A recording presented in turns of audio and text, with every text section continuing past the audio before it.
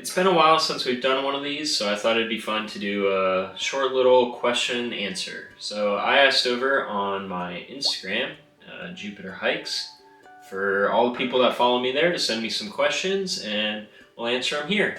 Anyway, you guys sent me a ton of great questions, and we're going to get into it about through hiking, backpacking gear, and all sorts of stuff like that. So started out, Brad asks, what's the most common mistake I see new backpackers make? And without a doubt, the first thing that comes to mind is doing too much too soon, or just doing too much in general. And there's many different ways we could go with that, and they're all correct. But just in specific, doing too many miles too quick. Those aches, those pains, like sometimes you just gotta take care of your body and tend to yourself and take care of yourself. And you know, sometimes those things aren't gonna go away if you just keep doing the same thing you have been doing. So doing too much too soon, going too fast too early on in your thru hike, doing too many miles before your body is like ready for that. Kimberly asks, how am I? Thanks for asking. I'm doing pretty great. I am spending the winter in Kamloops, British Columbia, Canada, and me and Sprocket are learning how to ski. So if you're anywhere near Kamloops, let me know. Maybe we'll see you at Sun Peaks. Ray wants to know, what's the most overlooked thru hike? The most overlooked thru hike.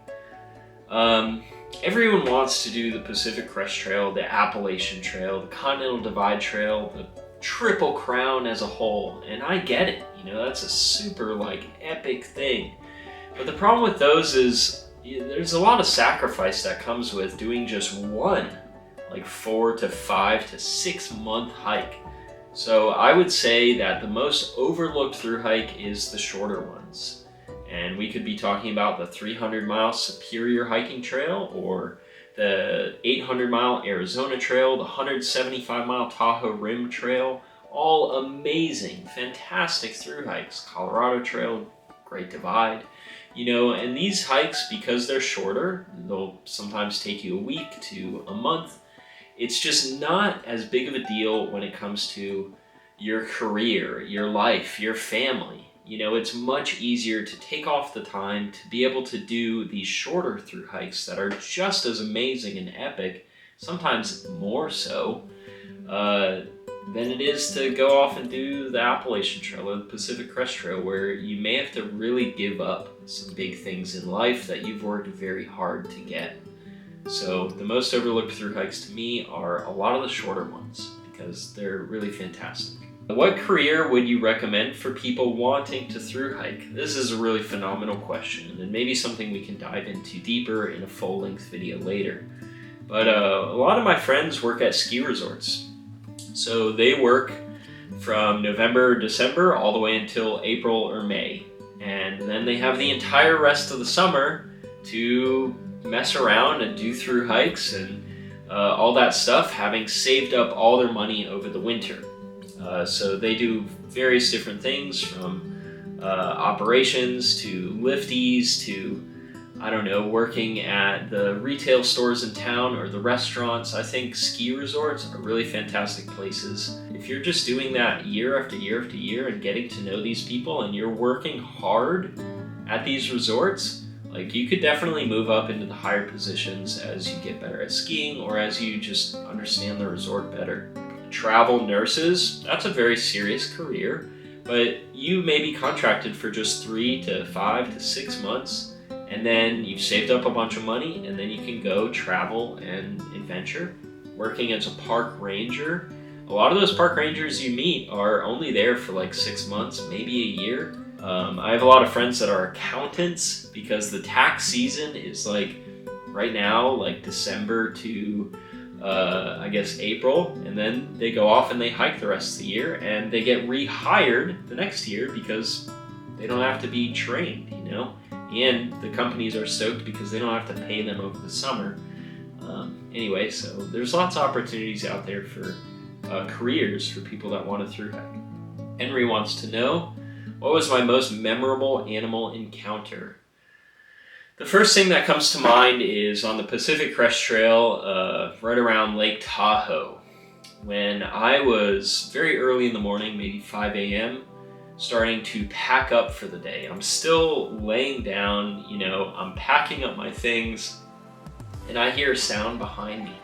And I turn around and look, and there's a bear that's like 30 feet away from me, just staring at me. So I jump up, I'm in my socks, you know, I have half of my gear packed.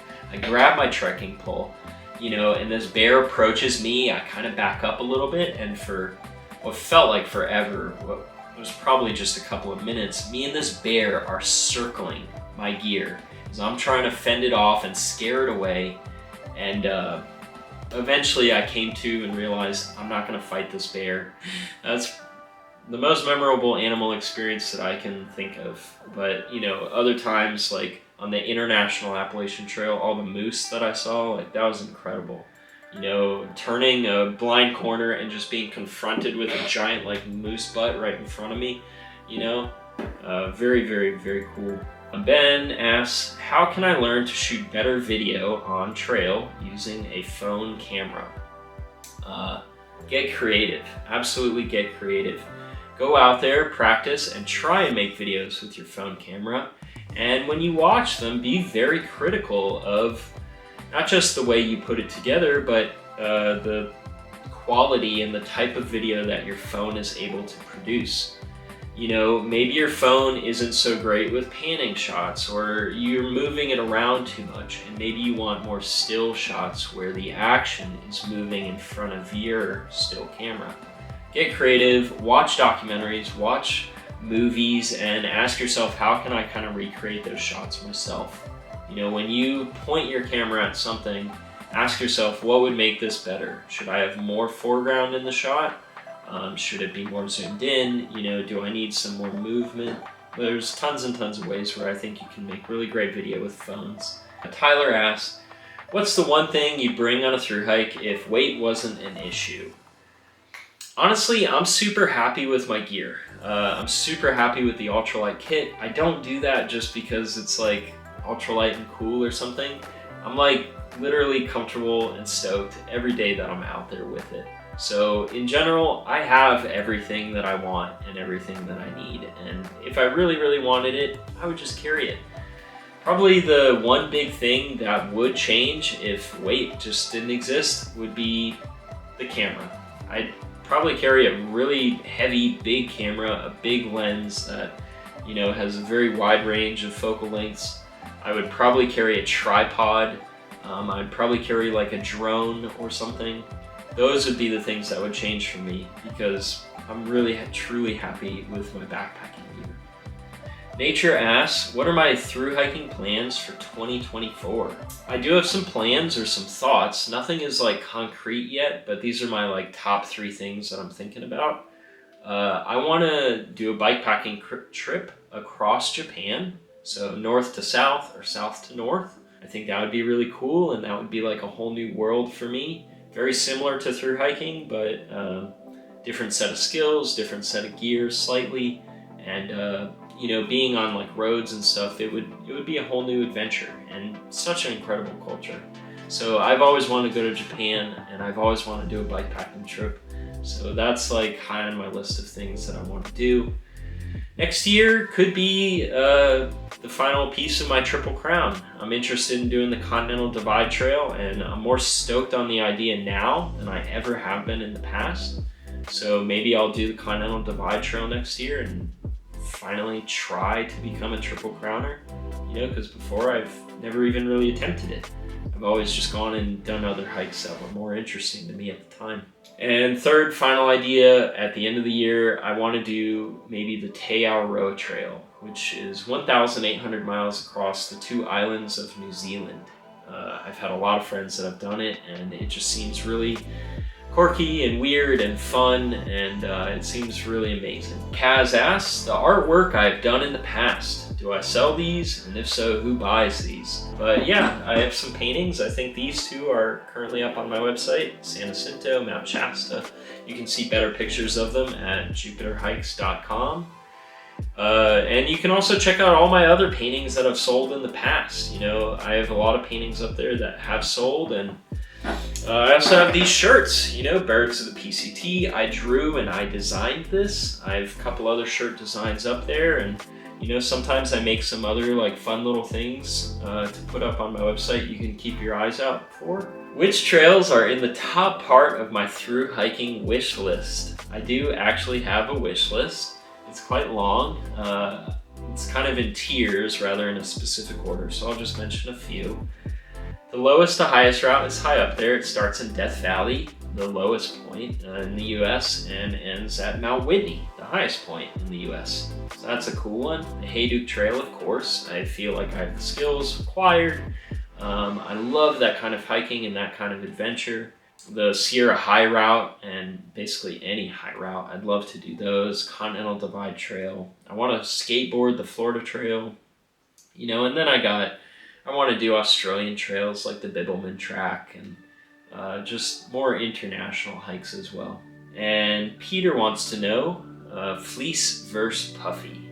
I have a Puffy jacket here, but I actually talked about this in my last video. So if you check that out, where I go over my favorite gear that I used on the Great Divide Trail, gear that I wished I had on the Great Divide Trail, and also gear that is just going to make your life better out there and could potentially save your life.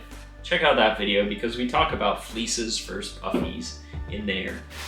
In short, they're both great for two different things. A puffy is great for camp.